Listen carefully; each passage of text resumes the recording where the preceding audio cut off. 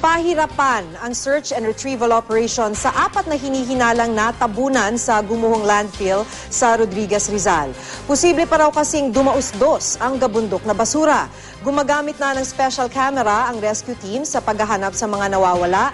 Makibalita tayo kay Glam Kalikdan. Magtatatlong araw na ang nakalipas buhat ng gumuho ang bundok ng basura sa Barangay San Isidro, Rodriguez, Rizal. Ayon sa operator ng landfill na International Solid Waste Integrated Management Specialists Incorporated o ISWIMS, Biyernes ng hapon nang umulan ng malakas at nagkaroon ng pagguho roon. Kasalukuyan umanong naglilinis noon ng manhole sa bandang ibaba ng landfill ang mga trabahador na sina Gary Balahibo, Pablito Esto, Eddie Malano at Rodovico Olod. Hanggang ngayon, puspusan ang paghahanap sa 4. Ang kanilang mga kaanak, matsyagaring nagbabantay sa search and retrieval operations. Ang ilan sa kanila, tanggap na ang nangyari sa kanilang mga mahal sa buhay. Nagbabakasakali kaming buhay kasi may aircon yung bako niya, sarado eh. Buhay o patay man, sana makuha namin na para mabigyan din ng magandang libing. Madaling araw naman kahapon nang harangin ng mga kaanak ng mga nawawalang trabahador ang mga truck ng basura na dapat sana'y magtatambak doon sa landfill.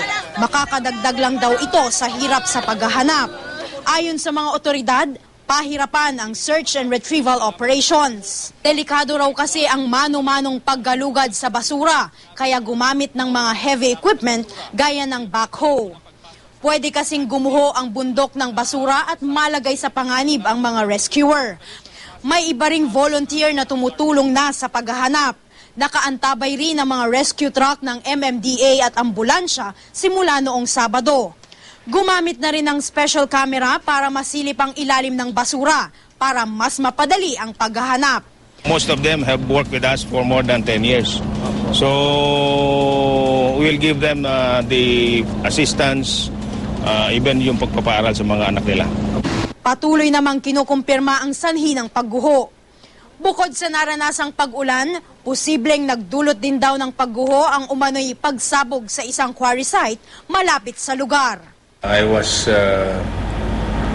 able to hear some residents being interviewed. Before the collapse, there were quarry blastings.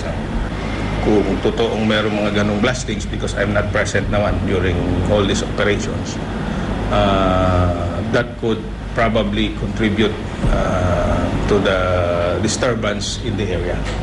Glam Kalikdan, Nagbabalita, Pilipinas.